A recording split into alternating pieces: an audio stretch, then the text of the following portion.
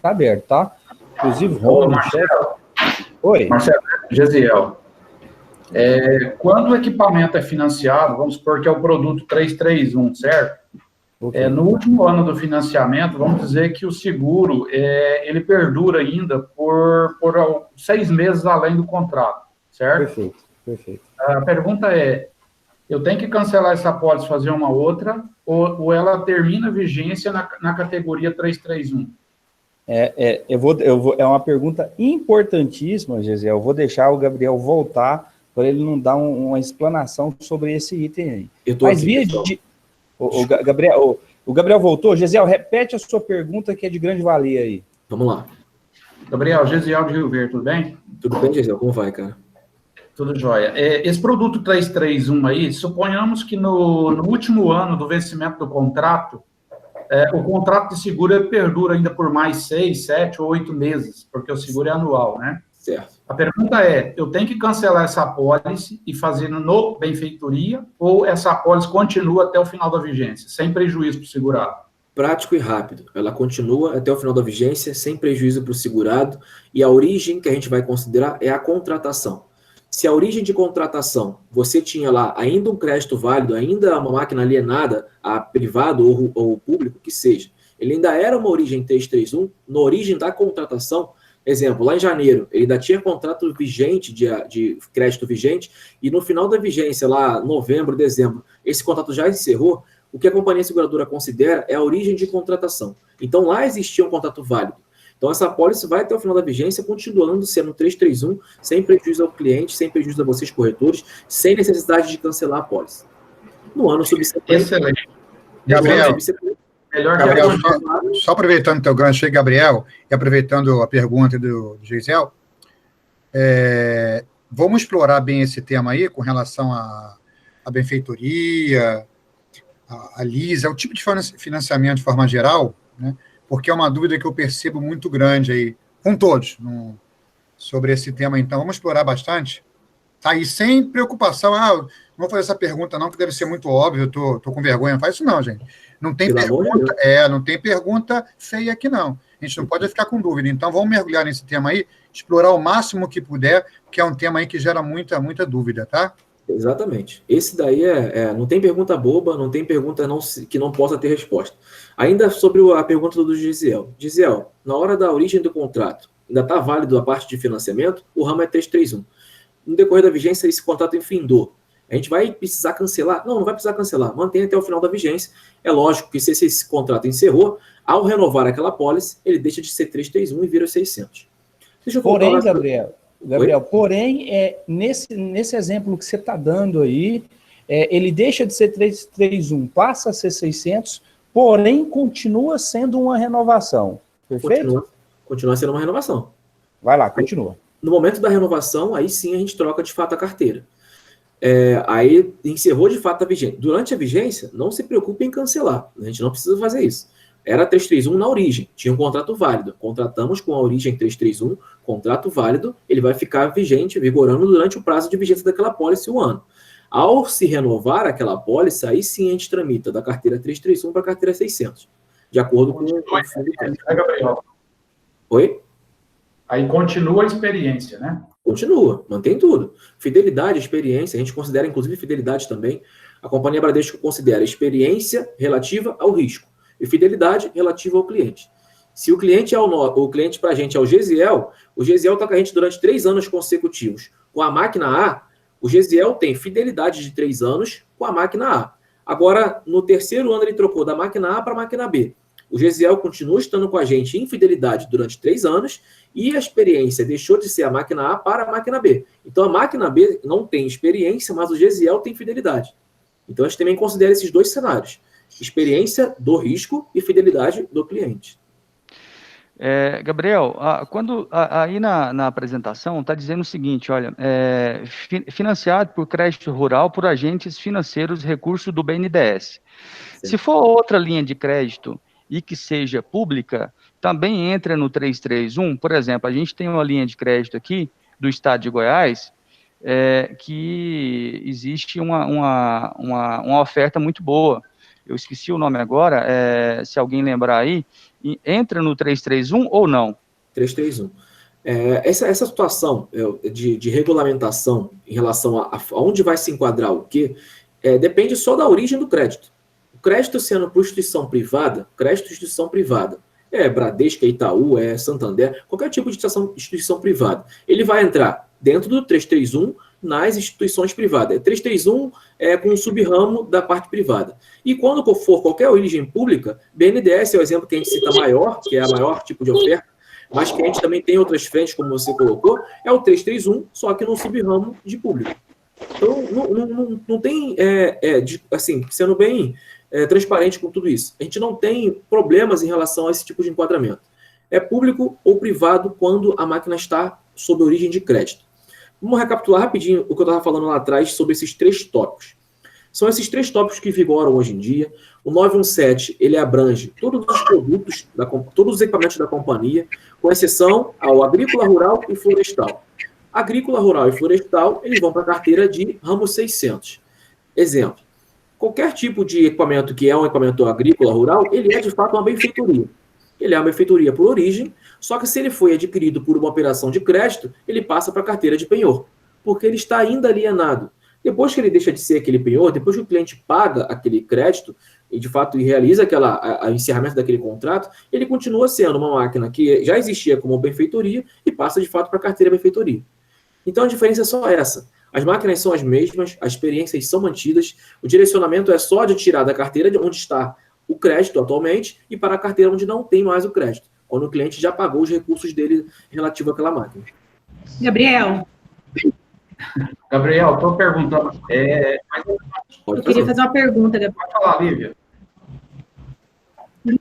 Lívia, gerente comercial aqui Tudo de bem, Goiânia, Lívia? Gabriel, tudo bem? Tudo jóia. Isso que a gente está falando aí, por exemplo, na hora que você troca o ramo na renovação, que é a pergunta do Gesiel, ano passado eu tinha uma apólice 331, encerrou o financiamento, eu vou renovar como 600. Sim. O sistema não aceita, o sistema de cálculo não aceita a experiência do outro ramo. Ele fala que você está usando a experiência de uma apólice que não existe. Eu já tive alguns casos, então você tem que fazer como seguro novo. Tá bom, vamos lá, Lívia, deixa eu esclarecer isso para você. O que o sistema critica, na verdade, não é a experiência. O que o sistema critica é a chave de renovação.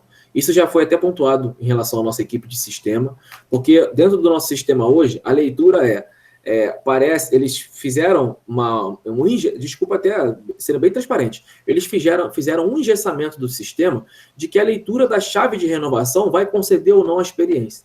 Então, vamos lá, na ótica do risco, na ótica de análise de seguro, não só Bradesco Seguros, mas companhia seguradora qualquer, a experiência se mantém. O cliente está com a gente em fidelidade e experiência durante 3, 4 anos consecutivos. O nosso sistema está com esse problema de, na hora de substituir do ramo 331 para o ramo 600, o nosso sistema criticar a chave de renovação. Qual é a saída para isso? Você colocar a chave de renovação, mesmo que você troque o ramo na hora de contratar, a chave de renovação com o ramo do ano anterior, ou de fato demandar para a gente internamente, para a gente fazer o ajuste internamente. Então, na prática, Lívia, na senha do corretor, ele vai ter o ramo 331 na apólice de origem, e na hora de botar a chave de renovação, ele botou o ramo para 600. Essa crítica vai acontecer, o sistema não vai fazer essa leitura, porque o nosso sistema, desculpa, está engessado, está bem burro ainda, sendo bem transparente com você. Então, a gente tem que fazer isso internamente para poder aceitar essa chave de renovação. Mas não perde experiência, não perde fidelidade, o risco continua dentro da companhia Bradesco Seguros. Então, eu faço o cálculo, o corretor faz o cálculo, aí a gente manda aí para a carteira e vocês vão fazer o ajuste para transmitir? Exatamente. Tá bom. Isso Obrigada. Não vai acontecer em todos os casos, mas no caso que aconteçam, infelizmente vai ter um pouquinho mais de trabalho operacional, de demandar para você, demandar para a gente, mas isso é um erro que a gente já apontou para nossas equipes internas para eles poderem validar. O cliente não perde a experiência, nem a fidelidade, se mantém com a gente. O que está acontecendo é o nosso sistema criticar isso indevidamente. Tá bom, obrigada. Gabriel, bom dia. Mais uma perguntinha rápida aí. Para distinguir entre o ramo 917 e o 600, eu não prestei muita atenção com relação ao 917, mas, por exemplo, o segmento agrícola, construção civil, enfim, esse seria benfeitoria. Agora, o resto, por exemplo, um teclado, um equipamento médico, enfim, esse seria o 917, é isso? Exato. O 917 para a Companhia Bradesco de Seguros é tudo com exceção ao agrícola e rural. Tudo que você imaginar como equipamento. Eu quero falar de um seguro de um celular, um seguro de um notebook, um seguro de um equipamento musical, um seguro de uma máquina de diagnóstico. Tudo com exceção. A rural e agrícola é o 917. E eu, como eu citei lá atrás, esse 917 está sendo reformulado para novos cortes, vários novos cortes, com cada um com a sua segmentação específica. A intenção nossa é ainda nesse ano entregar vários produtos para vocês. Não quer dizer que a gente vai complicar. Nossa, a Bradesco Seguros vai vir com um monte de complicação. Não, a gente quer, inclusive, facilitar. A gente vai entregar uma linha de produto para cada segmentação, para vocês oferecerem para o cliente de vocês cada vez mais conteúdo em relação àquele tipo de processo que ele está contratando. Se o cara é, de fato, um músico, ele não quer saber de uma condição geral que fale sobre máquinas. Se o cara, de fato, é um médico de consultório, onde tem equipamento de diagnóstico, equipamento de manuseio ali para fazer os tipos de exame que ele precisa, ele não precisa ver uma condição geral que fale lá sobre um trator, sobre uma colhedeira. Então, a gente está fazendo todo o nosso material específico para cada segmentação. A partir dos próximos, eu posso afirmar que 2 meses. 1 mês eu não sei se está tão perto, mas nos próximos 2 meses a gente vai ter essa segmentação na rua. E aí vocês vão conseguir oferecer o produto certo para o cliente certo. Ô, Gabriel, só complementando aí, e pessoal, depois eu vou voltar nessas telas, eu vou passar uma tela para frente, complementando a sua resposta e a pergunta do Gesiel. Eu fiz ontem, preparando o treinamento, eu peguei um equipamento, que é o que vocês estão vendo aí, um trator, e um trator, ele pode estar em qualquer um dos 3 ramos, tá, gente? Só esclarecendo, ele pode ser penhor rural privado, ele pode ser penhor rural público, ele pode ser benfeitoria, e o trator também pode ser equipamentos. Quis eu dar um exemplo claro aí, Gabriel, eu vou falar e você me corrija se eu estiver errado. Gesiel, só acompanha o raciocínio para ver se a gente sana de vez a sua dúvida. Um trator, quando que ele vai ser o ramo 917, que é equipamentos? Quando eu tenho um trator que atua dentro da cidade, só na construção civil. Tô certo, Gabriel? Perfeito. Esse trator agora, ele é usado na atividade agrícola. Atividade agrícola, então ou ele vai ser benfeitoria, ou ele vai ser penhor. Aí eu tenho que verificar com o proprietário desse trator, se esse trator, por exemplo, estiver quitado, obrigatoriamente, ele é benfeitoria. Se esse trator, não precisa dele estar 100% quitado, mas ele está, por exemplo, o proprietário dele conseguiu pagar a metade e financiou só uma parte, por exemplo, aí ele pode ser, aí se essa parte vem do Banco Bradesco, por exemplo, ele continua como benfeitoria. Não, ele fez ele deu o trator como garantia de crédito através de um recurso, por exemplo, de um banco público, BNDES, Banco do Brasil, Caixa. Aí ele passa a ser penhor. Ou se ele também vem desse recurso mais outro banco, pode ser até o Bradesco, ele também é penhor, a diferença de onde ele veio vai ser público ou privado. Eu quis colocar para vocês aí os valores, porque eu fiz a mesma cotação do mesmo equipamento. Quando ele for penhor rural privado, ele vai dar 1.294, quando ele for penhor rural público, ele vai dar 1.515, quando ele for benfeitoria, 1.708, e quando ele for o ramo equipamentos, 1.866.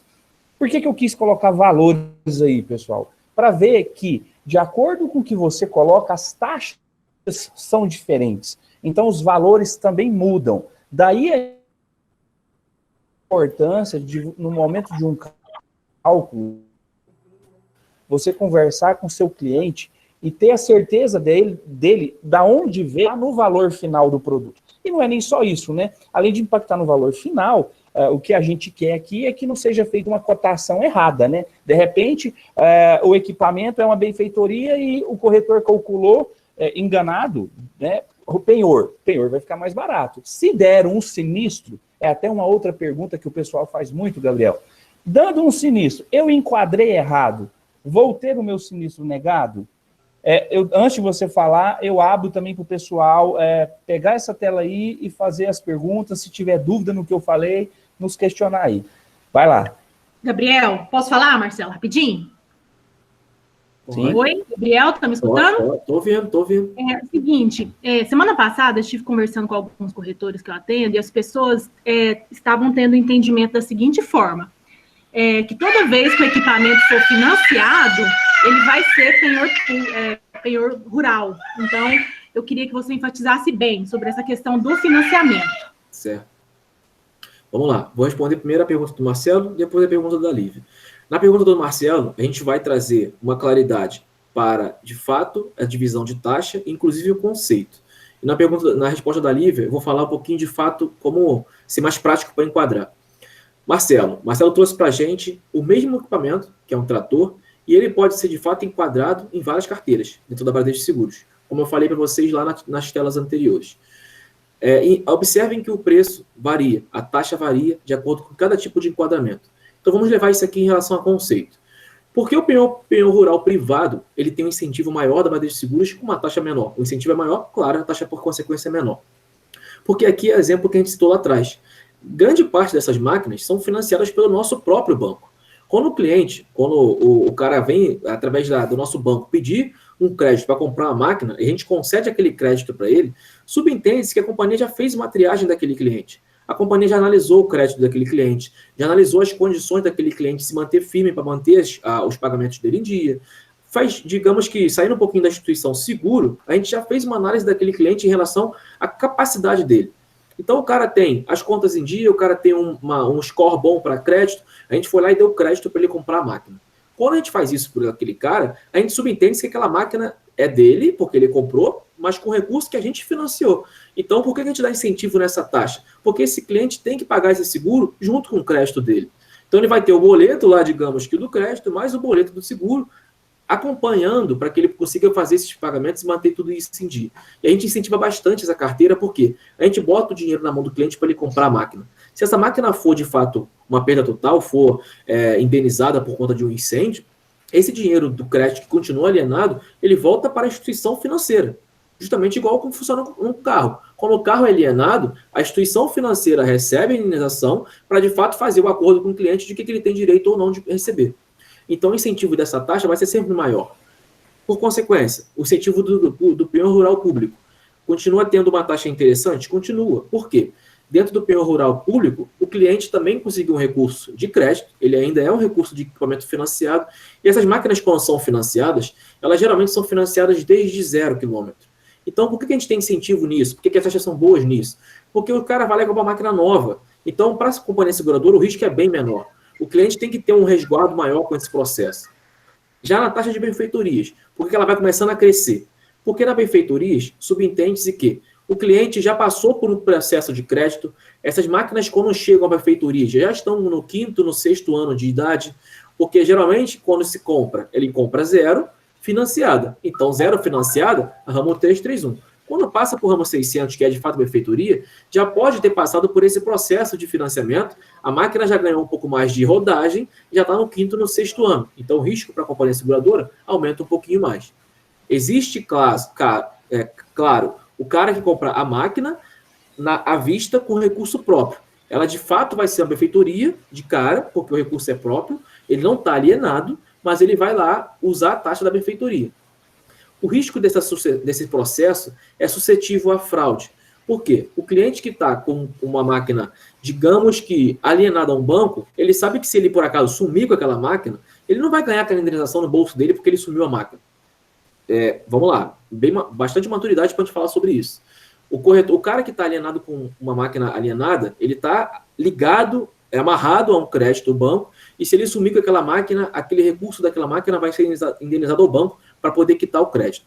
Quando ele passa para a carteira de 600, além dessa idade já estar um pouco mais avançada, decorrido de um crédito que já aconteceu, ele chega nessa carteira de 600 e ele fica mais suscetível à fraude por conta disso. Se ele sumir com essa máquina, ele pode simplesmente dar um sumiço e botar o dinheiro no bolso. Se tem algum cliente mal intencionado e queira vender esse seguro para a seguradora, essa é a carteira adequada para ele. Ele vai lá, enquadra nessa carteira, some com a máquina e o recurso volta para o bolso dele, e não para nenhuma instituição financeira para quitar o crédito. Então, por isso, a taxa nesse segmento é um pouquinho maior também.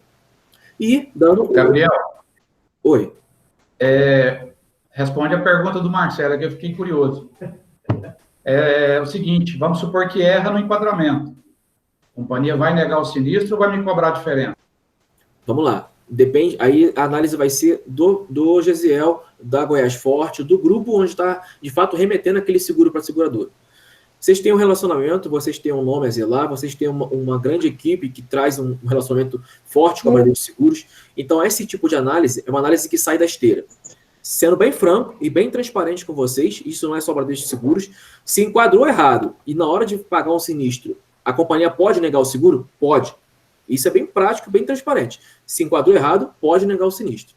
Para que a gente faça uma avaliação de um seguro que está enquadrado errado, a gente vai identificar a origem. Vai identificar se a origem do corretor foi de fato um equívoco no enquadramento, se de fato esse corretor é um corretor que me prestigia quando a gente está negociando com ele, ou se é um cara que vem aqui bater na porta quando está com risco muito restrito. Então, o ideal é sempre se enquadrar certo. Para que nenhuma. Não, eu estou falando aqui em nome de Bradesco, mas para vocês não errem também contra o mercado. Para que vocês não enquadrem em momento errado e não venham lá na frente ter um tipo de negativo. Isso pode ser perante o SUSEP, perante órgão fiscalizador, órgão que de fato regulamenta o mercado de seguros, eles podem usar isso para argumentar e negar o seguro. Então, tem que ser contratado da forma adequada. Só que nós, a Bradesco Seguros, vai ter essa avaliação do grupo, do corretor, de quem seja, para saber se a origem foi um equívoco ou se a origem foi uma origem maldosa. O cara contratou no penhor rural público, privado, para pegar a menor taxa possível, sendo que a máquina era uma máquina de construção civil, onde a taxa ficaria bem maior. Gabriel, bom dia, isso, bem? Nosso time agora, de hoje para frente, está bem treinado. Tá, Gesiel, aproveitando ainda sobre o mesmo que você perguntou, esclarecendo também. Aí, quando acontecer isso, a Goiás Forte, por acaso, trouxe um seguro, enquadrou no penhor rural público, saiu na taxa de 1.515, só que a máquina era uma máquina de construção civil, deveria se pagar 1.860.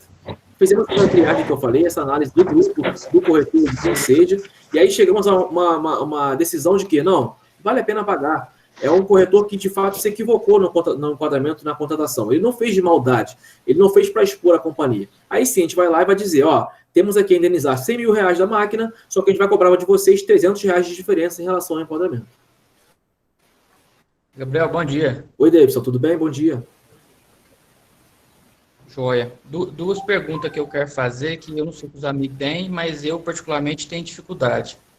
Muitas das vezes, quando o cliente manda para a gente a nota fiscal para poder cotar, lá só fala, vamos supor, já peguei várias notas lá, financiamento Bradesco. Certo. E aí você pergunta o cliente se é um penhor rural, ele não sabe. Eu falo, eu fiz lá com o gerente. E aí você vai perguntar ao gerente da agência, e o próprio gerente, talvez, muitas das vezes não sabe explicar se é um penhor rural ou não, porque nem ele sabe. Certo. Então, eu tenho a dificuldade de, sendo financiamento Bradesco, ele pode ser benfeitoria, ou ele pode ser penhor rural.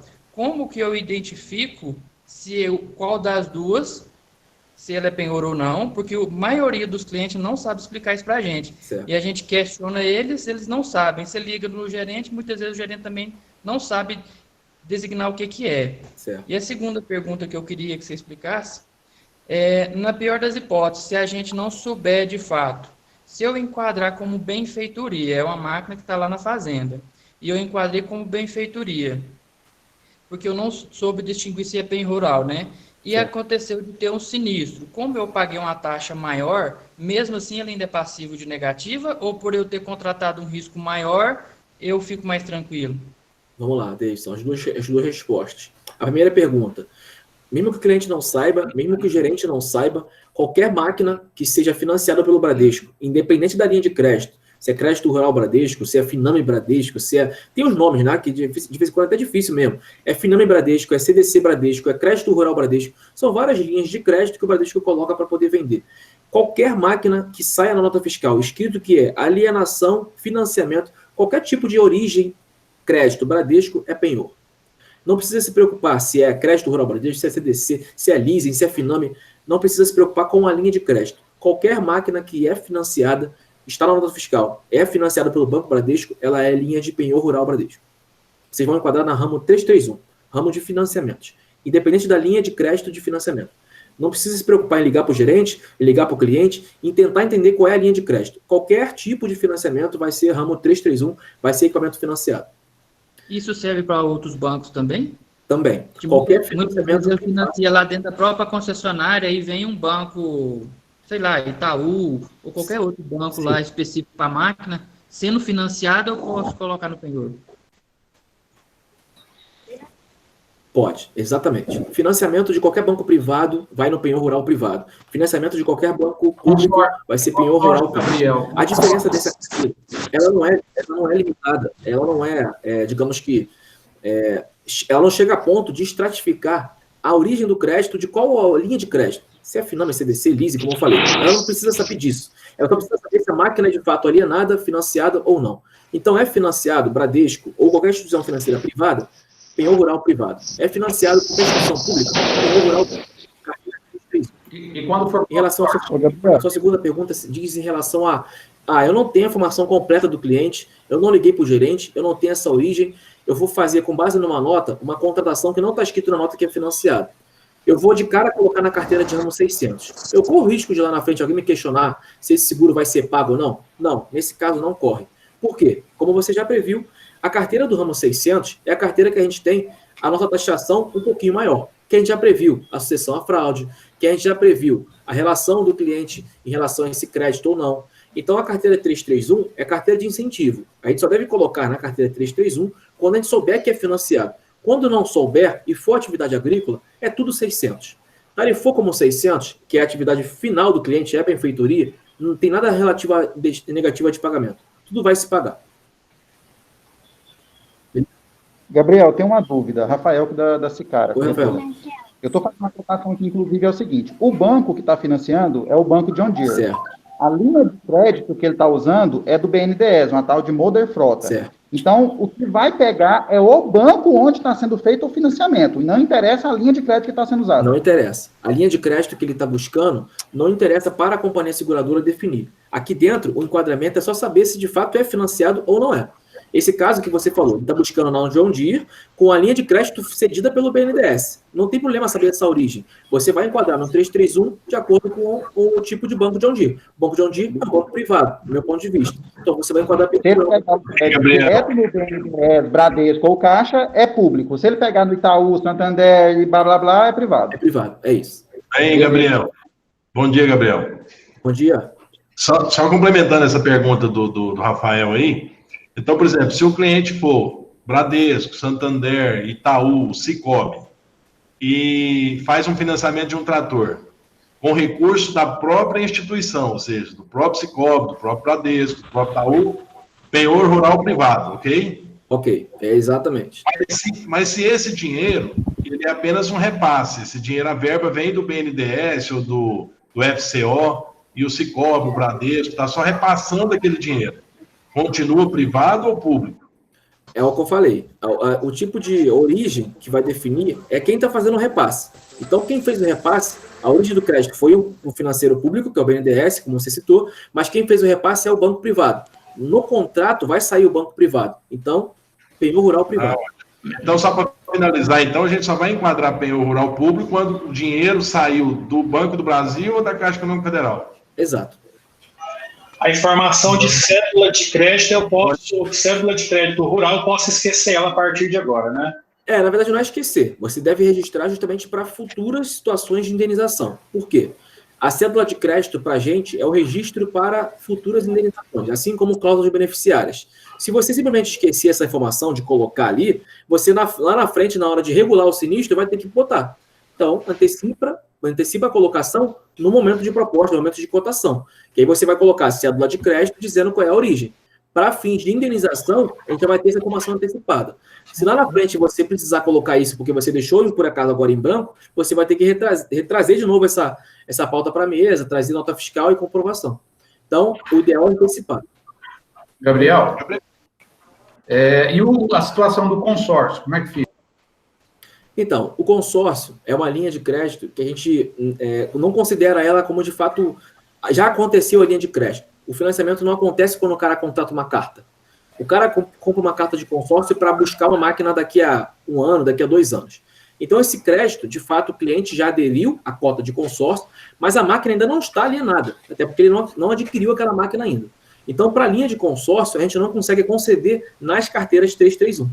A gente só consegue transferir para a carteira 331 a partir do momento que o crédito é contemplado, digamos.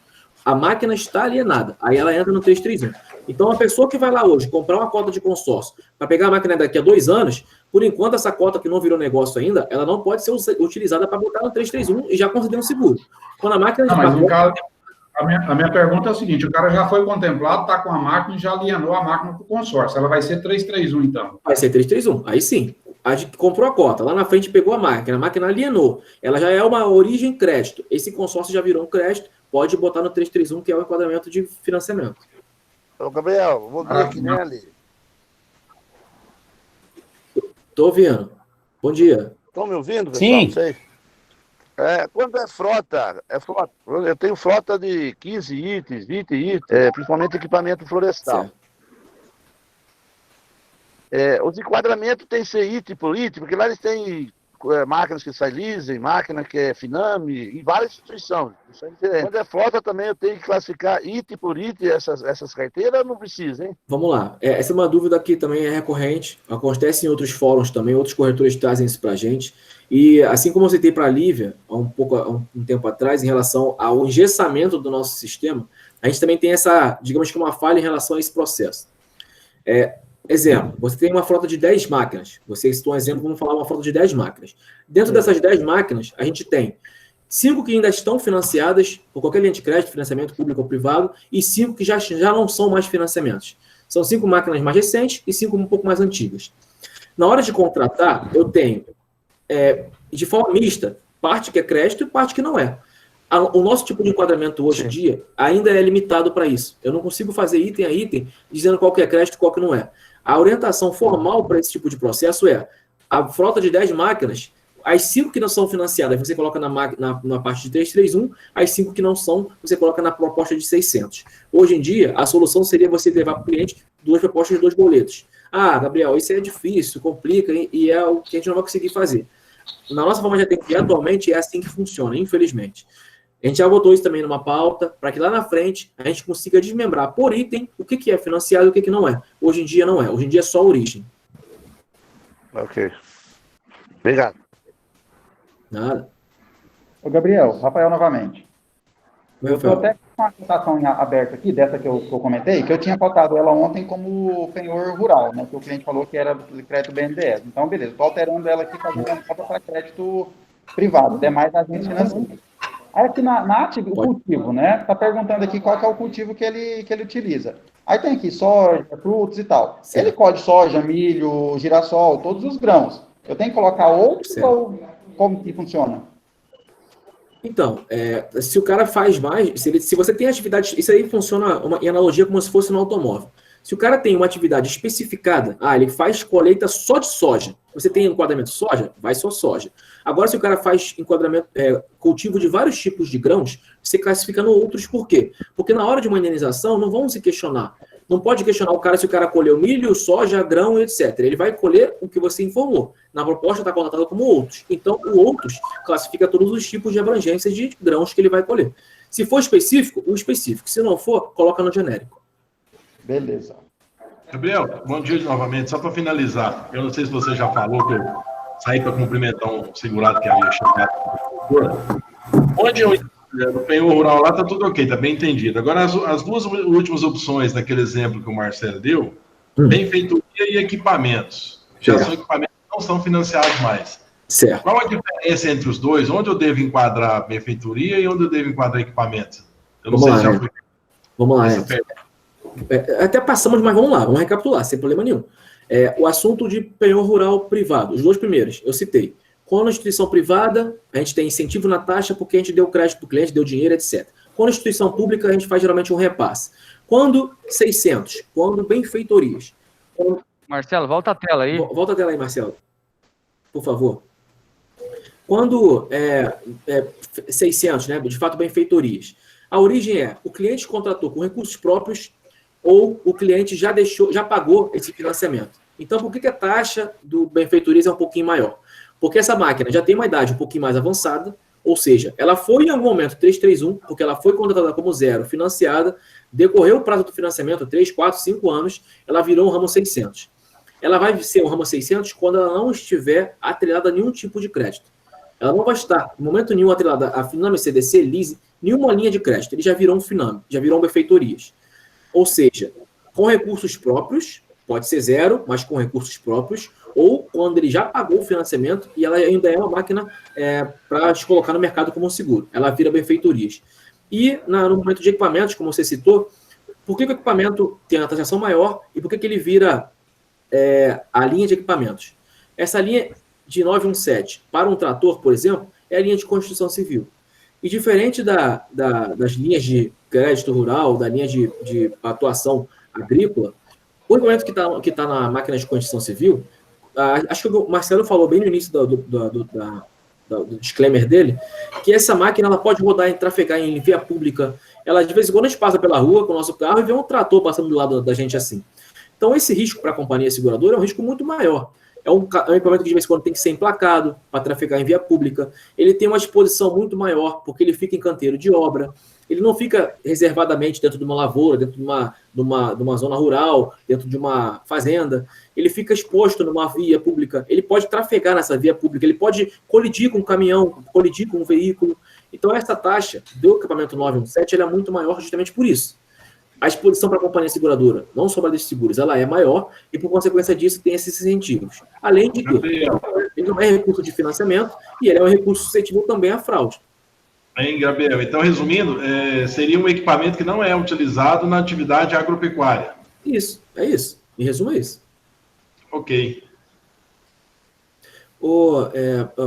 Rômulo, Marcelo, Paulo, como eu comentei com vocês, de verdade, me perdoem. O bate-papo está ótimo aqui, está acalorado, a gente pode esclarecer muitas e muitas dúvidas ainda, mas eu tenho mais 5 minutinhos para a gente poder dar sequência aqui no bate-papo. Logo em seguida eu tenho outra frente, outra pauta aqui.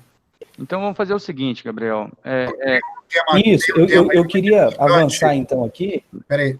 Então, deixa eu aproveitar a fala do Gabriel, tem um tema aí muito importante, vamos deixar o Gabriel discursar sobre ele, que é sobre os descontos para ratificar algumas cláusulas que colocam o seguro bem mais barato, aquilo da cláusula 121, 125. Então, Marcelo, vamos passar para aquela tela, só para o Gabriel falar um pouquinho a respeito, a gente aproveitar aí a presença dele.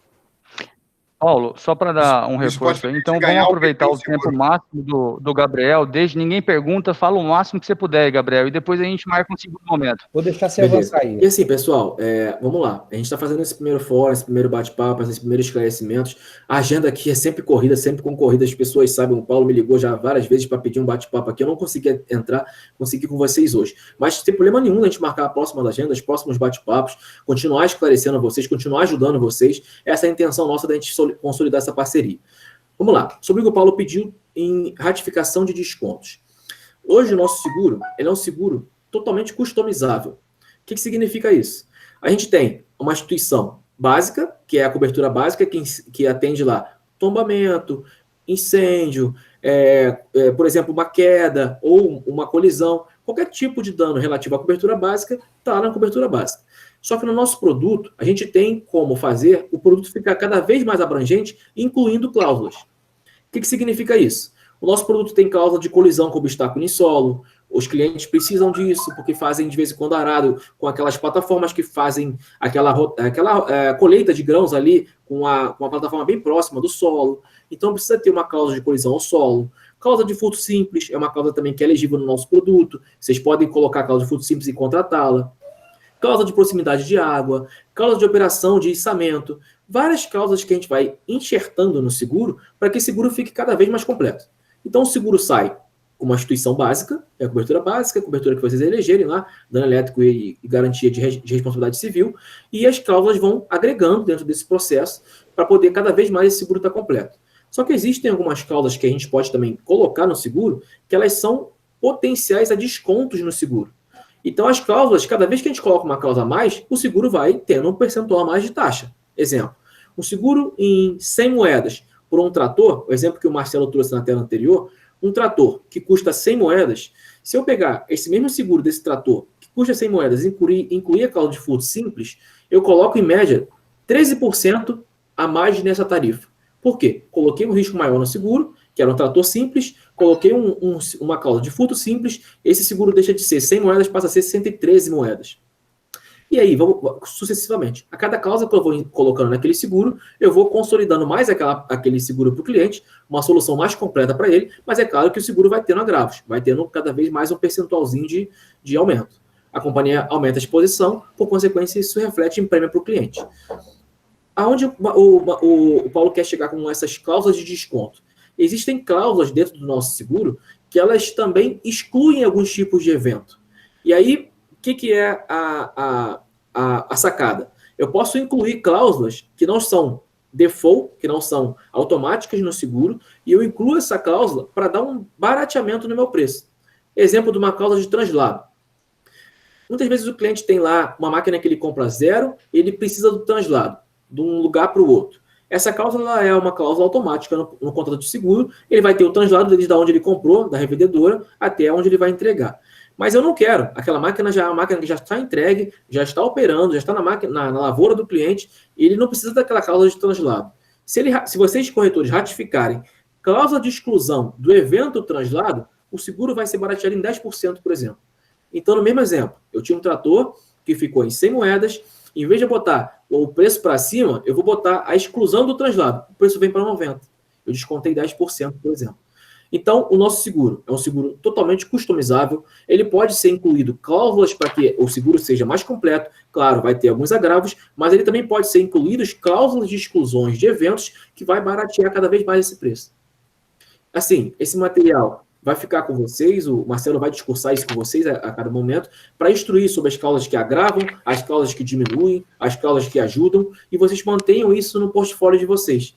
Muitas vezes esses eventos de translado, evento de furto, evento de coisas que são maiores, perfeito, a gente não precisa levar essa solução completa para o cliente porque ele não tem necessidade disso. E o seguro às vezes fica caro, completo, porque a gente ofereceu simplesmente o prático, o que é o padrão, e não se preocupou em colocar a causa adequada para o cliente adequado.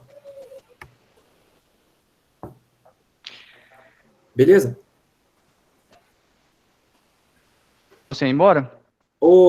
Amigo, de verdade, o Romulo, me perdoe, de verdade, ao Gilmar, ao Solivan, eu peço que o Marcelo me faça essas perguntas aí através do e-mail, eu volto para vocês isso, mas eu preciso de verdade agora me despedir, porque eu tenho uma outra frente aqui, eu combinei com outro pessoal. Paulo, Marcelo, obrigado pelo espaço mais uma vez, estou à disposição de vocês, todo mundo para poder avançar, me mandem aqui as perguntas que ficarem ainda aí, levem ainda adiante esse bate-papo com os corretores aqui, e a gente se vê de novo em breve aí. Obrigado, Gabriel, pela presença aí, tá? E boa reunião aí. Se a gente Gabriel, obrigado. Responder aí, a gente passa. Valeu. Um abraço. Tchau. Gabriel, um abraço. Tchau.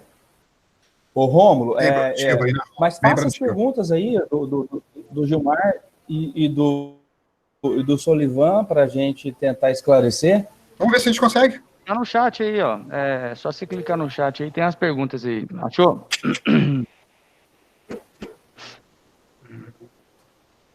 Não, porque aí se eu mudar a tela aqui, muda a tela de vocês, né? Não, é só você descer o mouse, deve aparecer um íconezinho de um chatzinho, ou então na parte superior aí. Mas se quiser, eu também posso falar para você. Vamos lá.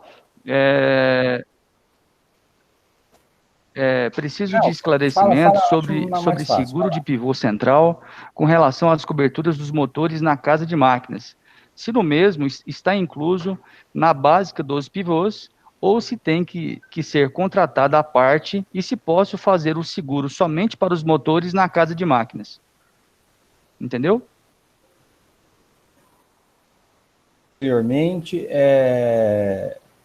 vou falar referente ao questionamento de alguns anos atrás, mas reforço que vou levar essa pergunta para frente para o Gabriel, para ver se ele vai nos dar outro parecer sobre isso ou não. Está coberto, tá? A gente teve uma dúvida no passado sobre a mesma coisa, mas está coberto, tá? Pode complementar, chefe. Não, eu ia falar isso, está coberto, a gente depois pode até reforçar com a área de sinistro, só para a gente estar bem embasado.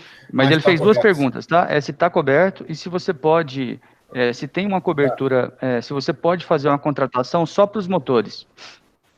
Não. Um seguro só para os motores. Você consegue respondendo a pergunta. Rom. Aí Oi, Gilmar. Fala aí, Gilmar. Rom, só assim é só para ter um entendimento, talvez por essa pergunta, né? É porque eu tenho um cliente que tem vários pivôs. A preocupação deles maior é com relação à casa de máquina deles, porque tem motores que esses motores são muito caros. Aí dentro da cobertura básica, ela tem a cobertura básica que é incêndio, né? Aí tem as acessórias, que é danos elétricos. O roubo está na básica, né? E roubo, né? Aí o cliente tem necessidade de fazer o seguro somente para a casa das máquinas. Porque a preocupação dele maior seria queimar o motor desse, né? Com raio ou com danos elétricos. E também, às vezes, o próprio roubo. Essas casas de máquinas, vale ressaltar, essa casa de máquinas, elas são todas fechadas. Ela tem uma casa própria, onde fica esses motores, sabe? Painel, tudo. Entendeu, Marcelo? Sim, Entendeu? Entendi, Gilmar. Entendi. A sua pergunta é, você faz o seguro do pivô, e o pivô tem uma casa de máquinas para manter aquele equipamento, que é gigante, funcionando. Isso. Você quer saber se, em relação a essa casa de máquinas, se ela está segurada no caso, vou chutar aqui, no caso de um incêndio, no caso de uma explosão, ou até no caso de um furto? O roubo, sim, né? Porque o Paulo respondeu aí que se segurar os pivôs, está incluso as casas de máquina. Ok. Mas, assim, o meu cliente, ele quer fazer seguro somente para a casa das máquinas. Ele não quer fazer seguro total dos pivôs. Então, aí eu tenho que reportar a matriz, é um tema abrangente. Eu acredito que não tenha cobertura, só vai ter a cobertura se você fizer a contratação do pivô. Deve ter algum produto dentro do equipamento, né? Igual falou mais cedo naquela cobertura de equipamentos, que possa ser incluso essas coberturas para essas casas de máquina. Gilmar, eu vou entrar na tua pergunta aí, deixa eu só te falar. Já foi feito esse questionamento? Acredito. Já foi feito esse questionamento, já tem um tempinho. A gente pode até reforçar, ver se houve alguma mudança, vai que teve alguma mudança e a gente não ficou sabendo, né? Mas não foi a primeira vez que foi feita essa pergunta, não. Qual foi a instrução na época? Já tem um tempinho, tá? Não faz o seguro só para motor, porque o motor, ele é parte do risco, você faz de todo equipamento. Na época, ele era até um exemplo, um outro exemplo aí de uma reta escavadeira, de uma colheitadeira, que ela vem com várias partes. É como se eu quiser fazer uma parte do seguro dela e não quero fazer, dando um exemplo aqui, quero fazer só da cabine, mas não quero fazer da pá. Não, você tem que fazer de todo o equipamento, inclusive do motor. E está tudo coberto. A gente vai questionar de novo, mas por desencargo, entendeu, Gilmar, para a gente ficar aí embasado, mas assim, eu acho que ainda mantém-se a mesma informação anterior. Não tem como fazer só do motor, tem que fazer do equipamento aí como um todo.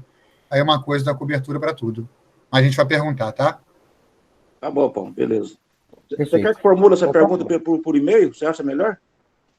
Se quiser, pode botar. A gente vai, passa adiante e eu te respondo. Faça isso. Tá bom, beleza, eu vou fazer aqui de parte. Então tá bom. Ô, Paulo, Rafael. Oi, Rafa. Deixa eu só fazer uma nova pergunta aqui. Lá no sistema de cotação, tem a opção de você colocar a cobertura de danos elétricos e tem nas cláusulas a cobertura de inclusão de danos elétricos. Eu já até perguntei isso uma vez para o Marcelo, mas já tem muito tempo. Qual que é a diferença entre os dois? Marcela, contigo aí. Chefe, eu falo. Pode falar. Então vamos lá. Rafael, na verdade, essas duas coberturas elas se coincidem. Havendo a contratação de uma, não há necessidade de contratar a outra. Porque há, na verdade, uma duplicidade, o sistema, na verdade, ele te permite, vamos dizer assim, de duplicar a mesma contratação. Ela está lá só numa nomenclatura diferente, mas não há necessidade. Se você contratou lá danos elétricos, você não precisa de contratar de novo lá essa cobertura, que é praticamente a mesma coisa. Te agradeceria, só para desencargo de consciência também, mandar via e-mail esse questionamento, só para me ponderar com o Gabriel, para ver se ele nos dá uma outra interpretação de algum outro diferencial. Mas eu já li a fundo as condições gerais, já reportei essa pergunta e as coberturas são coincidentes. Então, assim, contratando uma, não há necessidade de contratar a outra, entendeu? Eu perguntei porque eu explico algumas dicas, né, lá, para a cobertura de danos elétricos, por prudência, contratar 30% do valor da básica. Então aí, deixa eu, assim, eu vou aprofundar nesse assunto que você está falando agora. Deixa eu só ouvir a pergunta do Solivan e eu quero falar disso porque está nas dicas aí que eu vou falar sobre isso. Ok? Rômulo, qual que era a pergunta do Solivan? Tá. Vou fazer para você aqui agora. Em caso da cláusula obstáculos, a contratação é somente para a plataforma ou tem que contratar para a colheitadeira? Vamos lá. Entendeu? Boa pergunta. Olha só, a gente tem a cláusula a cláusula 150, que é a cláusula de objetos e obstáculos em solo. Essa cláusula, ela pode ser contratada para qualquer tipo de equipamento. Tá? Quem vai ter a sensibilidade de qual equipamento você contrata é o corretor conversando com o seu cliente. No entendimento da Bradesco Seguros, essa cobertura, ela vale, por exemplo, até para um buraco que exista no solo. Então, por exemplo, no caso de uma colheitadeira, você contrata para a plataforma, Marcelo, precisa de eu contratar para colheitadeira? No meu entendimento, acho muito difícil uma colheitadeira, por ela ser mais alta, ela não vai haver necessidade, mas claro, se ela bater em um toco, se ela cair num buraco, vamos dizer, maior, e ela tombar, se não tiver contratado essa cláusula, ela não terá cobertura. Por que a gente contrata mais no caso da plataforma? Porque a plataforma, ela trabalha ali rente ao chão, então a possibilidade dela engolir uma pedra, um toco, é muito maior. Mas eu posso contratar a cláusula para trator, eu posso contratar para pulverizador, eu posso contratar para qualquer tipo de equipamento, o meu sistema permite. É claro que essa cláusula, ela tem um valor significativo no valor final do seguro, né? Então, quando você coloca, fica mais completo, mas você tem que ter a sensibilidade e aí questionar com o seu cliente, né, de acordo com o uso daquele equipamento, qual é a melhor opção de colocá-la ou não. Eu diria, Marcelo, por prudência, como dica, né, por uma opinião. Sim. Na verdade, esse seguro, antigamente, quando eu comecei no seguro há uns 30 anos atrás, chamava risco diverso, né? Acabou isso, né? Porque risco diverso é tudo. Agora, sim, por exemplo, tem um buraco lá, a máquina cai dentro, a roda cai no buraco e quebra um eixo. Se eu não contratar o obstáculo no solo, não tem cobertura. Então, esse conceito de risco diverso desse seguro de máquinas, realmente, só para justificar que realmente há uma mudança no conceito. Na verdade, o que a companhia fez, Gisele? Na verdade, ela resolveu, essa cobertura no passado, ela não existia, essa cláusula, porque ela estava inclusa na básica. O que a companhia fez? Ela resolveu minimizar o preço ali, porque ela cobrava de uma forma geral, já com essa cobertura, então hoje ela dá a opção para você, corretor, tirar a cobertura e fazer com que o seguro fique mais barato, entendeu? Se, por exemplo, vamos pegar um pulverizador. Todo mundo visualiza um pulverizador? Um pulverizador, ele tem um pneu tão grande que um carro passa debaixo dele sem nem tocá-lo, tanto que o pneu é grande. Então, por exemplo, para um pulverizador, eu precisaria de contratar a cláusula de objetos em solo? Eu, na minha opinião, não. Porque dificilmente, se você não vai ver um objeto em solo, ou esse objeto no solo vai ser algo significativo para estragar o pulverizador, porque ele é muito alto. Agora, uma plataforma não, ela trabalha rente ao chão. Por prudência, eu contrataria, nunca deixaria sem. Entendeu? Então a gente vai ter que ter essa sensibilidade, né, de acordo com o tipo de equipamento, com a conversa com o seu cliente, se você coloca a cláusula ou não. Marcelo, só aproveitar aí, eu acho que ainda tem mais algumas perguntas também, só para a gente, para não perder o raciocínio. A gente tem visto aí, gente, alguns questionamentos, alguns ganhos e perdas de negócio no detalhe. Às vezes a gente coloca cláusula demais que não precisa. O Gabriel tocou um pouquinho antes de ele sair para outra reunião, ele falou das cláusulas. A gente retificar 125, por exemplo. A gente tem também a 121, que é a exclusão de evento de roubo ou furto qualificado. Vou dar um exemplo. Digamos que você tenha colheitadeira, um monstro que fica, e ninguém vai roubar essa colheitadeira. Aí eu tenho essa cláusula de furto e roubo e furto qualificado.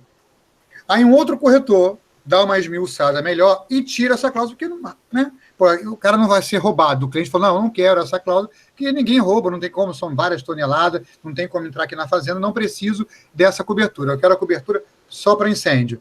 E também não quero cobertura para furto simples, porque ninguém vai chegar aqui e vai desaparecer com esse equipamento.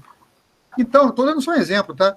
Então, às vezes é interessante a gente esmiuçar um pouquinho, e é no detalhe, né, com mais a condição diferenciada que vocês têm no produto, que vai fazer toda a diferença para ganhar ou perder o negócio. Então, quanto mais pergunta, mais conhecimento a gente tiver sobre aquele risco, sobre o cliente, é bom a gente aplicar no negócio. É o que faz, muitas vezes, você ganhar ou perder o negócio. Às vezes, a gente coloca a cláusula demais que nem precisa. Agora, o chefe, só complementando aí, eu queria dar 2 exemplos claros, já em coisas que eu falei. Por exemplo, pulverizador. Eu falei que o pneu é grande, objeto em solo, teoricamente não precisa, mas você já viu o tamanho dos braços do pulverizador.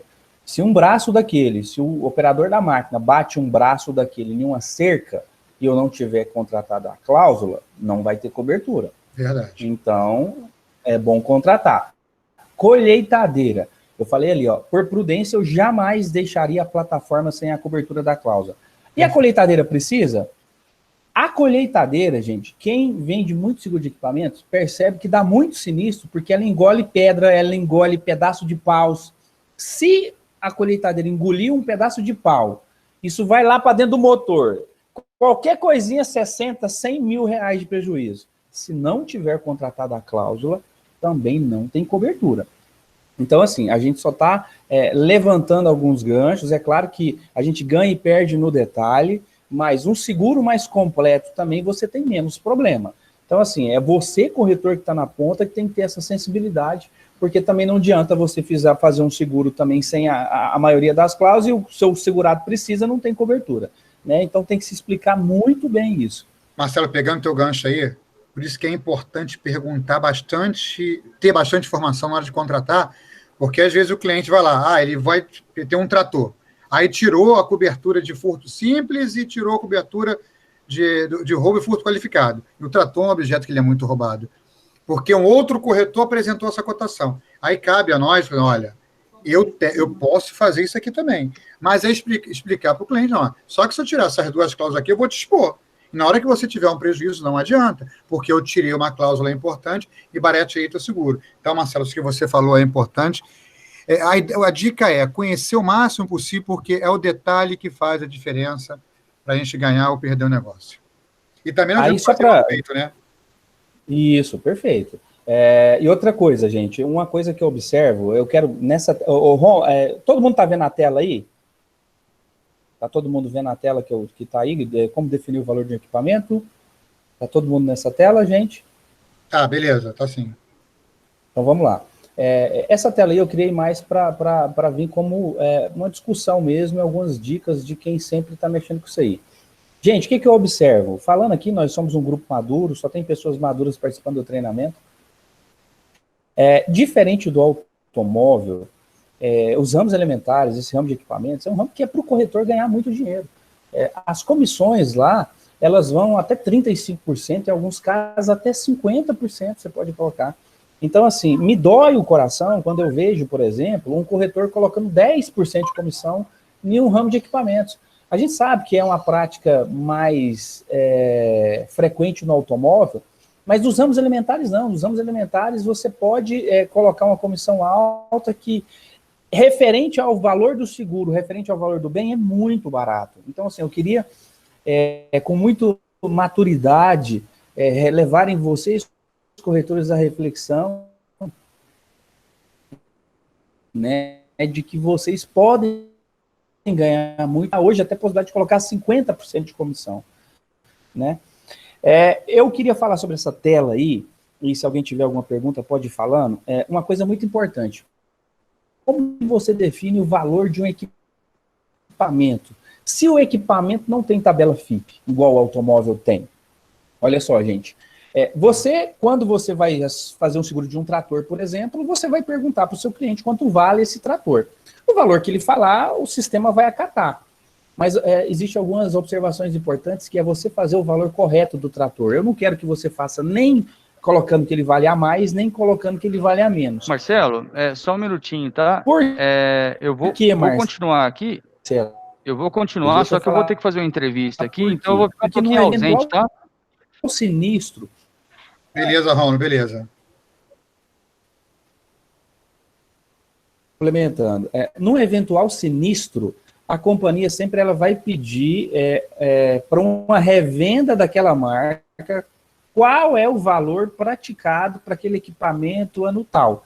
Então, assim, sempre antes de colocar lá, definir um valor de um equipamento, eu como sugestão, daria para...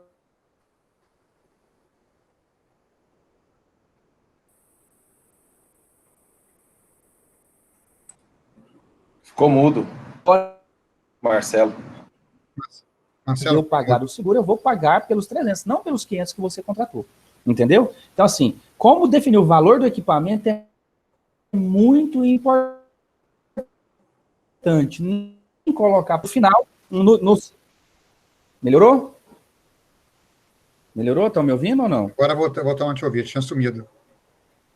Ah, tá. Então vamos lá. Então, assim, é muito importante você definir um valor do equipamento por uma revenda para que vocês nunca errem, porque no eventual sinistro eu vou pagar o valor de revenda, não o valor que você contratou lá na apólice.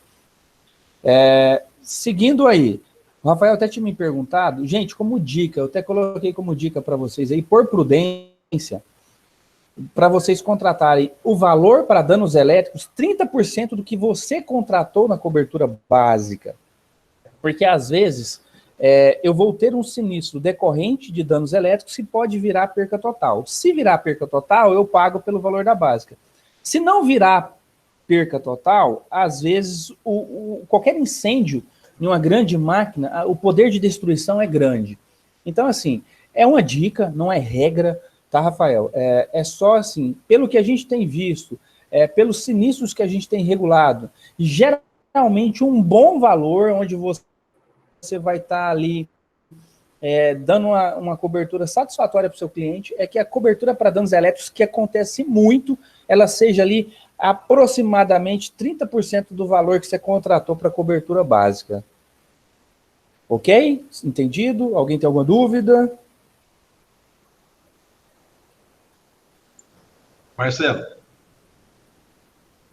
porque nesse exemplo que você está dando aí do dano elétrico, que houve um dano elétrico, e por causa desse dano elétrico ocorreu um incêndio. E por causa do incêndio, a máquina veio a dar perda total. Sim. A indenização, ela vai ser na básica ou da... Vou cobrir o valor da base. Da base. Da básica. Nesse caso, da básica. Ok. Mas eu digo, Caicó, porque em muitos casos não gera a perca total e o equipamento destrói. Eu entendi. Então, assim, é só como dica, porque tem gente que contrata lá um valor para danos elétricos muito baixo. A cobertura de dano elétrico é importante. É só porque na sua colocação me veio, assim, me fez eu ficar com essa dúvida que talvez enquadraria como dano elétrico. Aí a cobertura seria, a IS seria baixa. Mas está respondido. Entendi. Beleza. Gente, uma outra coisa que eu queria, que eu até coloquei como dica para vocês. Pode falar. Marcelo, essa cobertura de danos elétricos ela é muito importante, porque nem sempre ela dá o danos elétrico e queima a máquina. Às vezes ela pode queimar parcialmente, os chicotes, né, os cabos. As máquinas hoje vêm com GPS, né, computador de bordo. Então, tudo é para isso aí, o danos elétrico, né? Isso, justamente, mas assim, a minha preocupação, Gilmar, é o que acontece? Às vezes você contrata um valor tão pouco que não cobre, entendeu? A máquina deu lá um prejuízo que o que você contratou vai cobrir só a metade, entendeu? Mas então, assim, um valor tão como assim, prudência... a gente tem que contratar o máximo que aceita. Se aceita 30%, tem que contratar o máximo, né? Que seria os 30%. É só como dica, né, para o grupo. O danos elétricos limita, uma outra coisa muito importante, outra dica muito importante. Marcelo, na Bradesco, sim. Na Bradesco, mas você consegue contratar até mais de 30%. Consegue. Internet. Tá. Você consegue contratar até mais de 30%. E tem limite ou não? Todo mundo está me ouvindo? Ok, então sim, a gente está percebendo um delay, tá, Marcelo? Entre a pergunta e a tua resposta tem um delay, mas dá para ouvir sim. Ok. Gilmar, eu não tenho certeza para te falar se existe um limite para a contratação de danos elétricos. Vou até levar para frente essa pergunta e volto com essa resposta no futuro, tá? Acredito que sim, tá? Mas eu sei que 30%, você consegue contratar até mais de 30% do valor que você contratou na cobertura básica. Mas o próprio sistema também, no momento do cálculo, ele te norteia, porque ele vai te dizer se o que você está contratando se pode ou se não pode, tá? Uhum. Uma outra coisa importante, como dica que eu queria dar para vocês, pessoal, é que agora, eu não sei se vocês observaram, o próprio sistema, ele dá a opção de vocês contratarem a cobertura de içamento. Então, como dica, e por prudência, Quando seria que eu contrataria cobertura de içamento? Principalmente, pessoal, para aqueles equipamentos que não têm tração própria. Por exemplo, uma plataforma que, se eu tiver que fazer o transporte dela, obrigatoriamente eu tenho que içar ela para colocar no caminhão, para levar ela até onde eu quero. Tem acontecido vários sinistros nesse içamento. Se eu não contratar essa cobertura, e acontecer um sinistro, eu não vou ter indenização. Então, assim, vale a dica para cobertura de içamento, que é muito importante, e o sistema agora, ele deixa você contratar ela separadamente. Seguindo aí nas dicas, o Gabriel já falou sobre as cláusulas 121, 125 e 5, que, né, ele já deu a dica lá do quanto as cláusulas podem aumentar no valor final do seguro, né? Então, aí a sensibilidade de você, corretor, para saber, de acordo com a conversa que você tem com o seu cliente, qual é o melhor momento para contratar essas cláusulas ou não. Marcelo? Eu trouxe uma outra dica importante. Sim? Deixa eu fazer uma perguntinha. Está dentro dessa cláusula 125 aí. Por exemplo, é normal, a gente contrata o seguro da máquina, o dono da máquina presta serviço para terceiro, ele sai de uma fazenda, vai para outra. Aí, se ele tem que ser um caminhão específico, aquele prancha, se ele colocar, o cara tem um caminhão lá comum mesmo, ele vai e coloca nesse caminhão comum, ela tomba no meio do trajeto. Por mais que tenha a cláusula de operação de traslado, mas tem que ser um caminhão, uma prancha específica, ou não, qualquer um cobre a máquina. Como é que ficaria isso? Tem que ser um transporte adequado, tá? As condições gerais, ela deixa bem claro que quando você faz a contratação do equipamento e você está transportando ele, onde que ele vai ter cobertura? O pessoal me faz muito essa pergunta, Marcelo, aí o que cobre aquela máquina é o seguro do caminhão que estava transportando ou é o seguro da máquina? Respondendo, o que vai cobrir é o seguro da máquina. Porém, existe uma exigência, essa máquina ela tem que obrigatoriamente estar sendo transportada por um meio de transporte adequado, tá? Se for um meio de transporte adequado, sim, tem cobertura. Se não, não tem cobertura. Ok? Ok. Tem que ser um caminhão prancha, obrigatoriamente. Senão, não vai ter cobertura. Ok, beleza. Mais alguma pergunta, pessoal? Não, tem aqui, eu vi uma pergunta do Neto. Como é feita a aplicação de rateio numa liquidação de sinistro? Então, Neto, como é que funciona?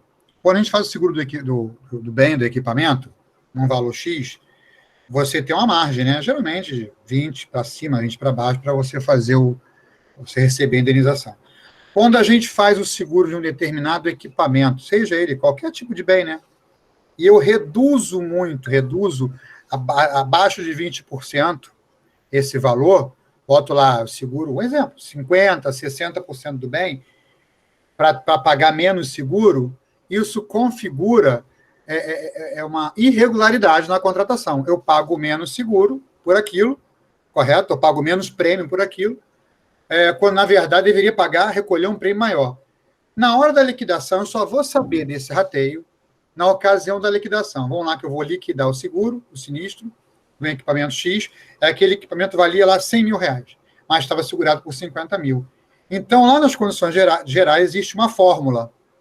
Então, na hora da liquidação, vai ser pago o valor do sinistro, deduzindo uma parte dessa responsabilidade, aí tem um cálculo lá. Geralmente, chefe, só para você continuar aí, só para dar um exemplo mais claro em relação aos números, geralmente, se a máquina valia 100 e você colocou que ela valia 80, ou seja, você colocou que ela valia 20% a menos, a sua indenização geralmente vai ser esses 20% a menos.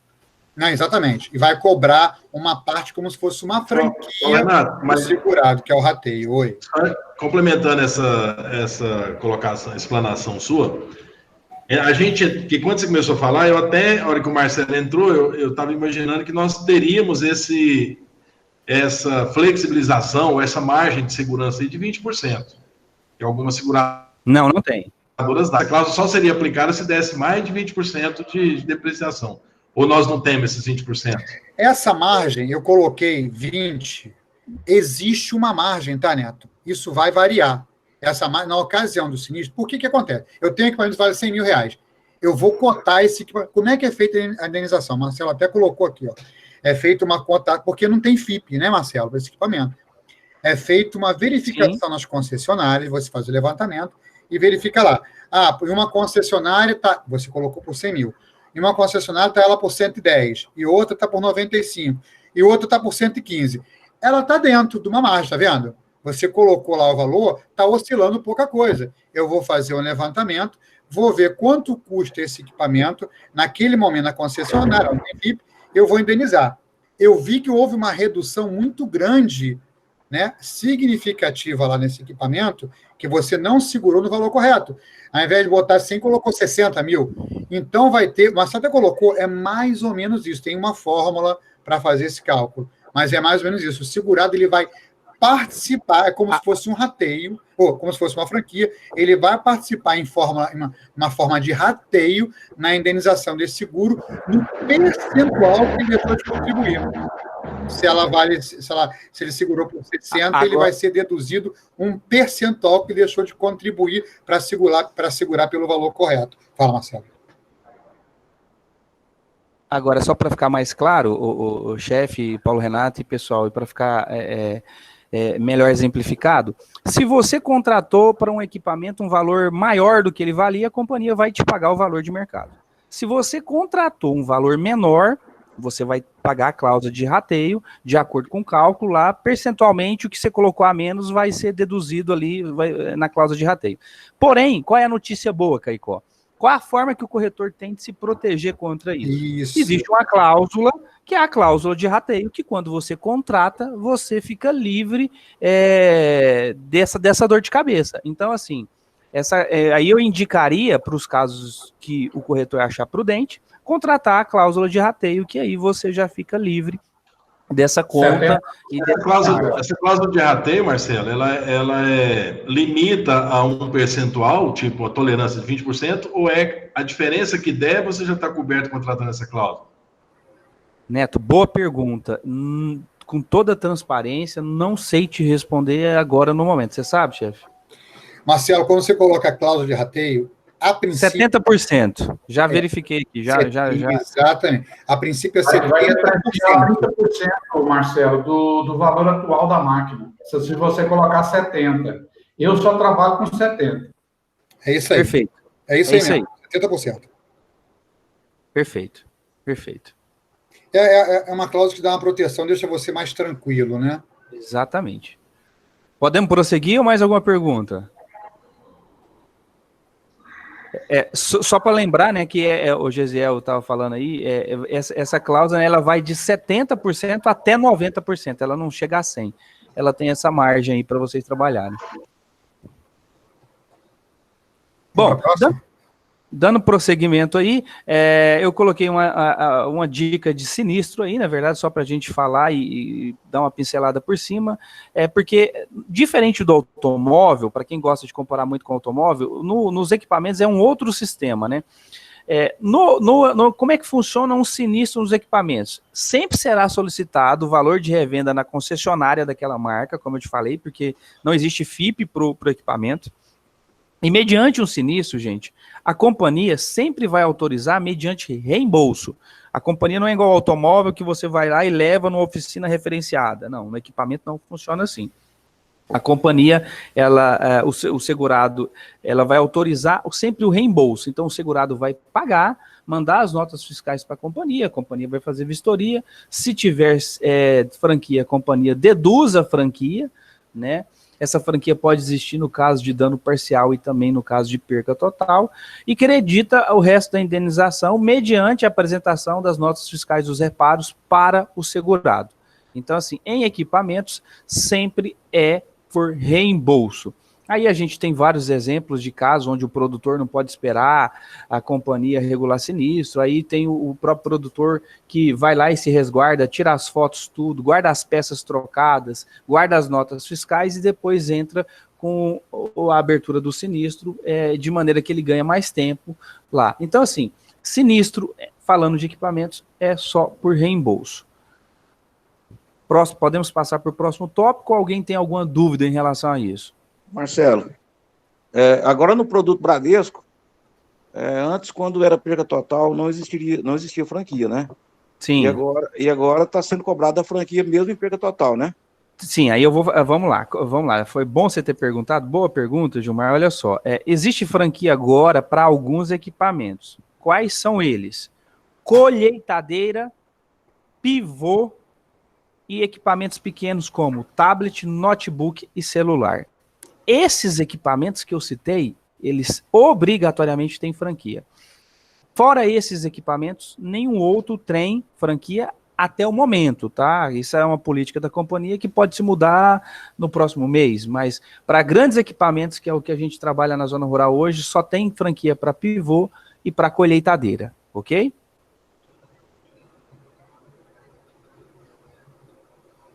Ótimo.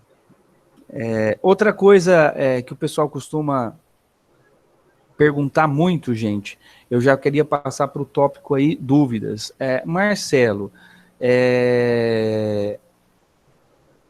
se a cobertura de vidros, ela está inclusa na onde? Pessoal, a cobertura de vidros, nós temos a cobertura de vidros, sim,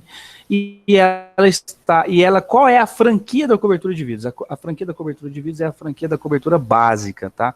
Ah, Marcelo, mas é muito cara, não compensa. Entendo, compartilho da mesma opinião, mas no nosso produto hoje, os vidros estão amparados pela cobertura básica, tá? Outra coisa que eu... Estudo para criar a cláusula, Marcelo? Acredito, Gesiel, que sim, conforme o Gabriel falou, o produto nos próximos 2 meses, agora no futuro, vai passar por algumas transformações. Existe um estudo, né, mas eu não consigo te dar um norte com a certeza se vai ter uma franquia só para cobertura de vidros, né? Como é algo que as congêneres já estão praticando, existe uma tendência que a companhia também vá no futuro praticar essa franquia, mas até o momento não, tá? Uma outra coisa importante que eu queria voltar só no assunto, da perca total, quando vai ter franquia e quando não vai ter. Toda vez que você faz um cálculo, pessoal, se você imprimir o cálculo, lá na folha, geralmente está na quarta folha, na última folha, está falando quais são os equipamentos que têm franquia no caso de perca total ou não, tá? Só para se alguém ficar na dúvida, quando você imprime o cálculo, lá está falando, lá no final, quais equipamentos têm franquia ou não no caso de perca total. Se eu não me engano, Marcelo, quando você imprime lá no PDF, ele aparece acho que é na observação 10. Quarta folha, eu acho. Na quarta folha, né? Aparece na observação 10, quais são os equipamentos. Isso. Mas... É isso? Perfeito. Isso mesmo. Pessoal, alguém quer fazer mais alguma pergunta? Alguém tem mais alguma dúvida?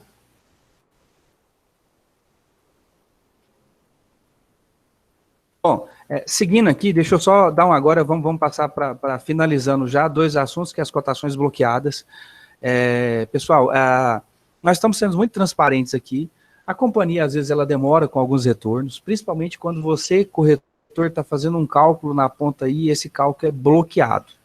E esse cálculo, às vezes, é bloqueado, pode ser por vários fatores, mas o grande motivo dos bloqueios é a idade avançada dos equipamentos, né? A companhia tem uma política. É claro que a companhia, ela quer ter um retorno financeiro, né? E quando ela bloqueia uma cotação, eu queria que vocês entendessem, significa o quê?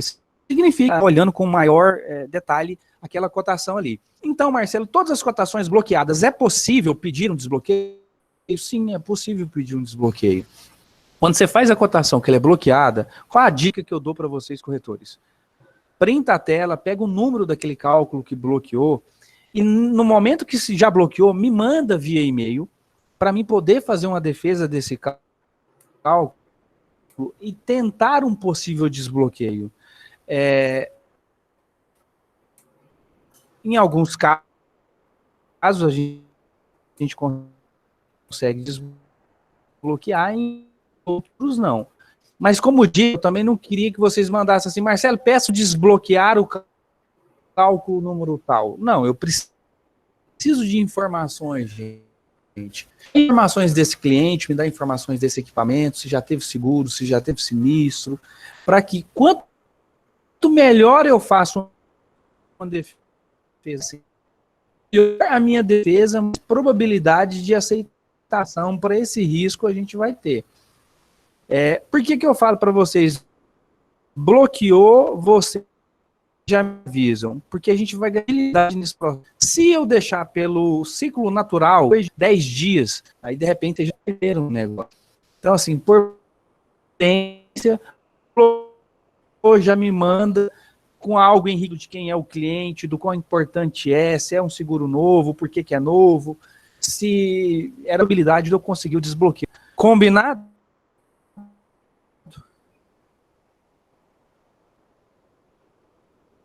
Vou passar para a última tela aí, pessoal. É a tela da operação especial do Grupo A12. Marcelo, o que vocês do Grupo Goiás Forte... Fala, Hildo. No caso de um sinistro, ele é através de reembolso. Vai que o dono da máquina levou essa máquina para a concessionária para fazer o conserto. A companhia vai lá ajustar esse orçamento, ou ele vai pegar essas notas, mandar consertar, pegar essas notas e mandar para a companhia vai aceitar esse valor que ele ajustou lá com a concessionária? Não é. A companhia vai avaliar, a companhia vai fazer uma vistoria e vai avaliar, né, o que vai se pagar ou não. Não quer dizer que a companhia vai concordar com aqueles valores, não. Aí é por conta e risco do segurado, quando ele manda arrumar, a companhia vai avaliar, vai fazer vistoria, tudinho, né, mas é por conta e risco do segurado. Se ele não quiser esperar o que a companhia vai autorizar ou não. Certo. Entendeu? Ok. Obrigado.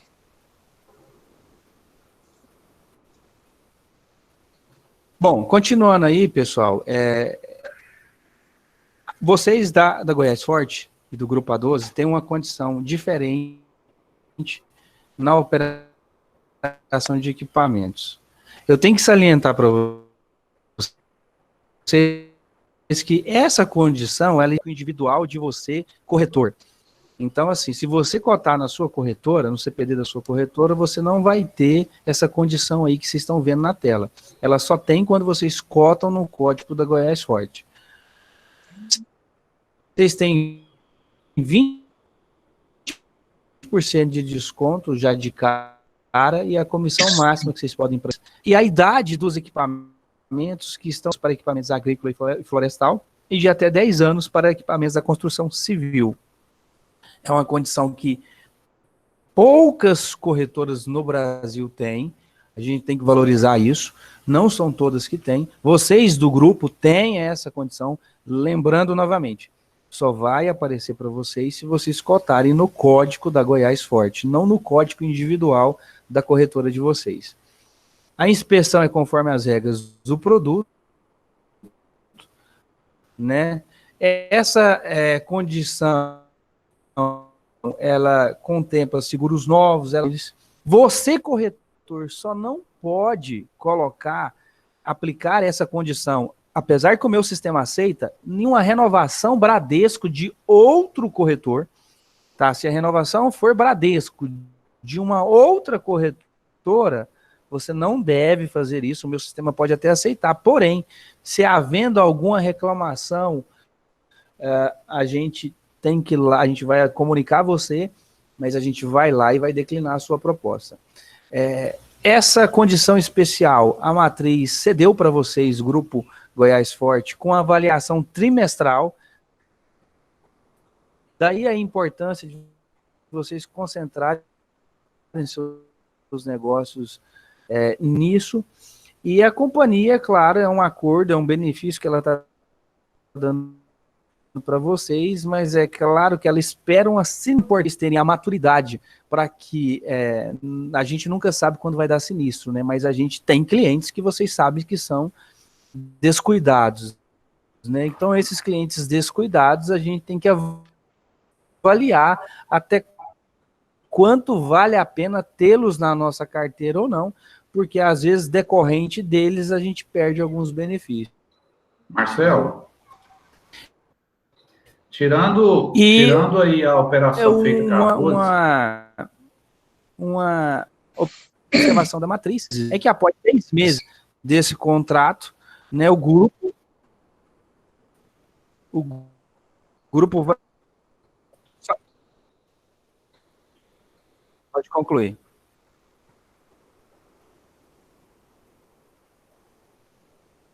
Pode falar, Gisele.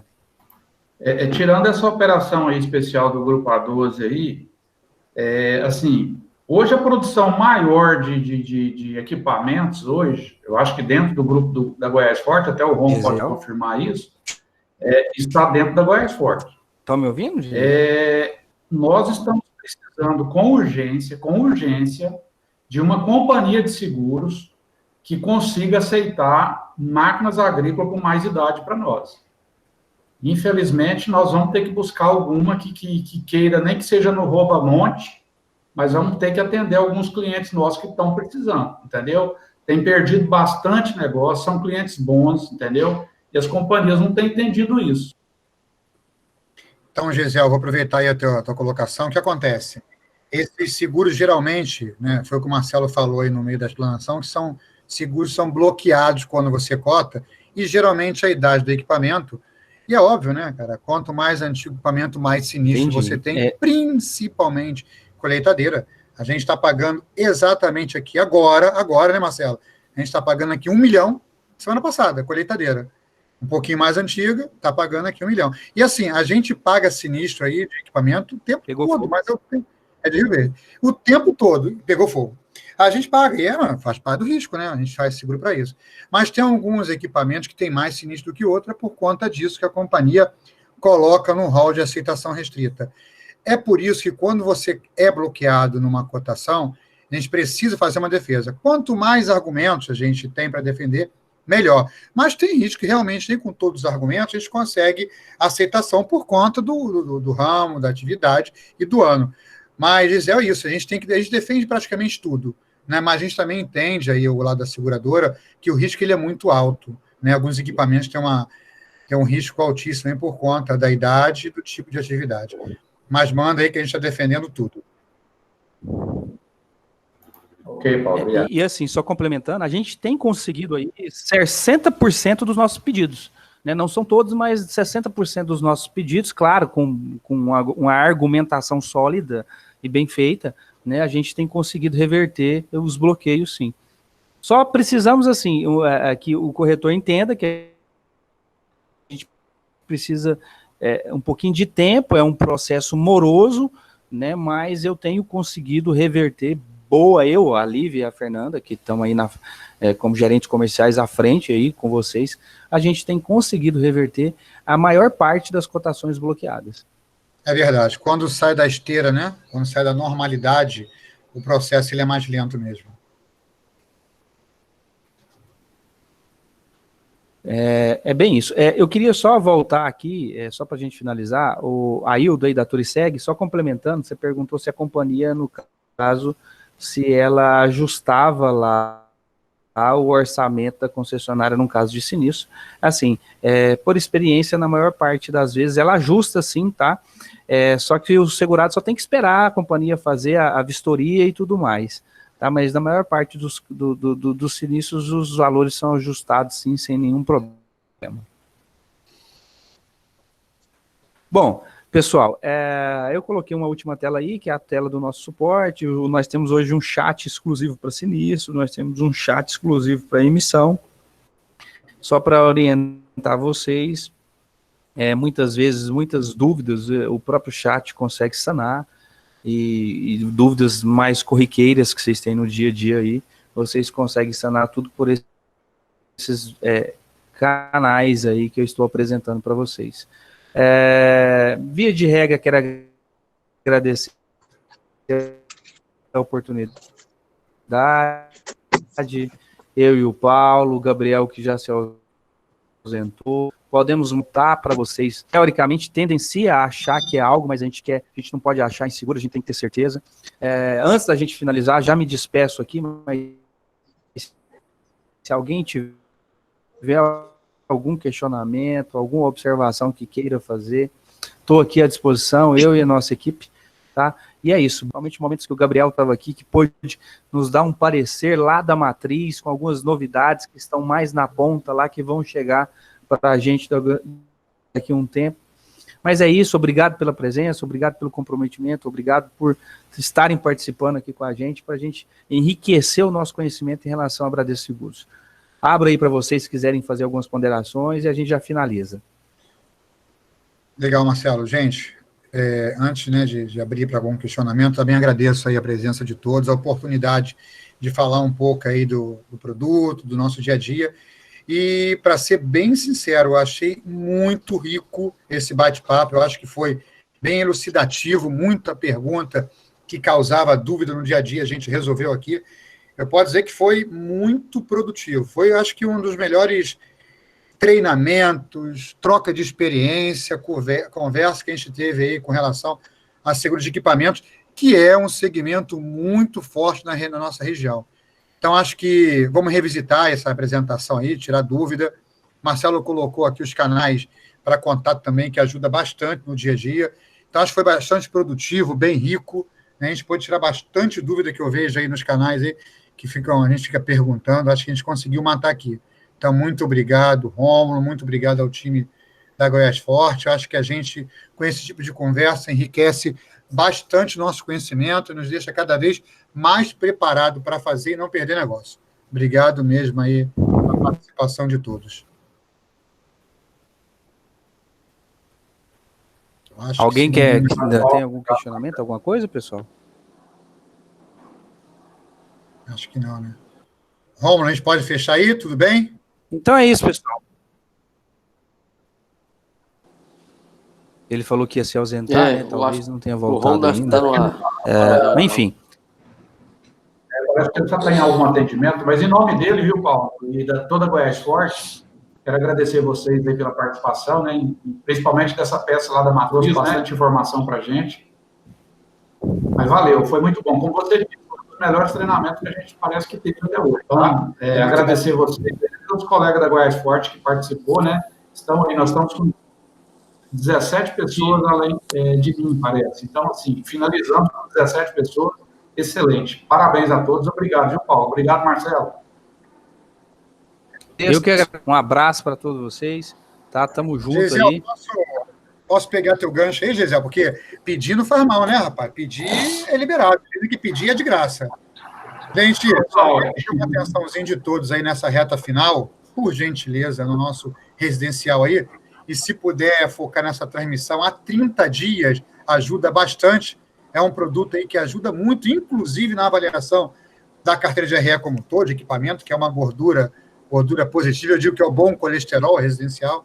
Então, gente, aí é um pedido do Paulo Renato e do time aí da sucursal Goiânia, para ajudar a gente aí nessa reta final no residencial, se puder direcionar a produção do produto aí para a sucursal, a gente está precisando bastante desse segmento, e colocar 30 dias aí nos ajuda, que já emite de imediato, tá? Então, fica meu pedido, meu apelo aí nesse segmento no residencial, que a gente está precisando bastante também, tá bom, gente? Obrigado aí, um beijo no coração de todos. O Rômulo voltou, Rômulo? Quer falar alguma coisa? Eu acho que o Rômulo ainda está... Acho que ele está sem conexão.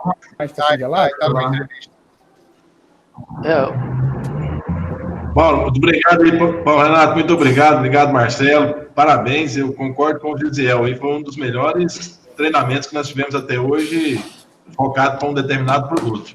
Muito bom mesmo. Muito obrigado também. Caicó, Paulo, obrigado, Marcelo.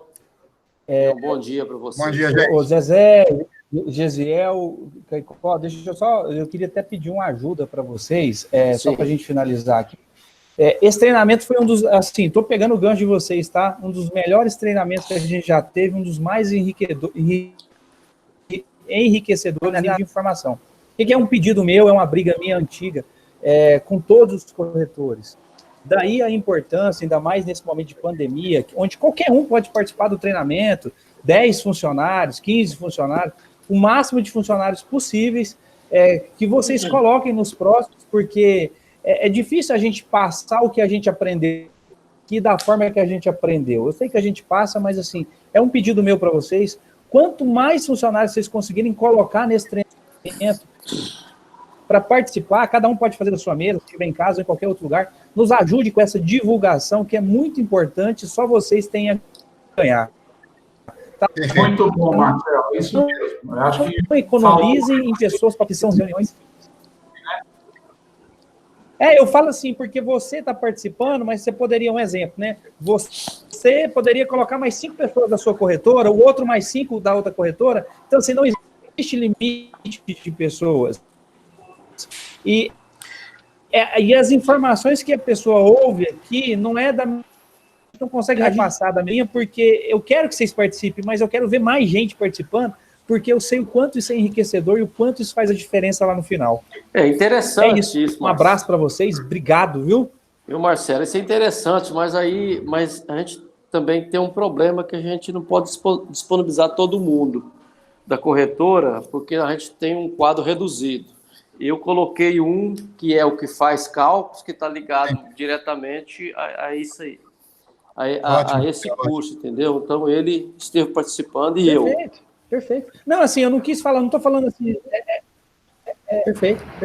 É só assim um pedido, porque às vezes a gente, às vezes a pessoa que mexe com o produto, às vezes não participa e é muito importante, porque é muito enriquecedor. É só para compartilhar, é só uma troca de informações mesmo. Tranquilo, Marcelo, valeu, realmente. No próximo treinamento a gente vai incentivar, né? Como o Zezé fez aí, trouxe um calculista, né, Zezé? Exatamente. Isso. A gente trazer, pelo menos, vai estar realmente precisando dessas informações, tá certo? Mas foi boa a dica. Perfeito. Com certeza, no próximo a gente vai trazer. Tá bom, gente. Obrigado aí, um abraço para todos, hein? Valeu, Paulo. Valeu, Marcelo. Tchau. Até a próxima. Marcelo. Bom dia a todos. Paulo, obrigado. Paulo, obrigado. Marcelo, obrigado, tá? Beleza, vi que voltou aí.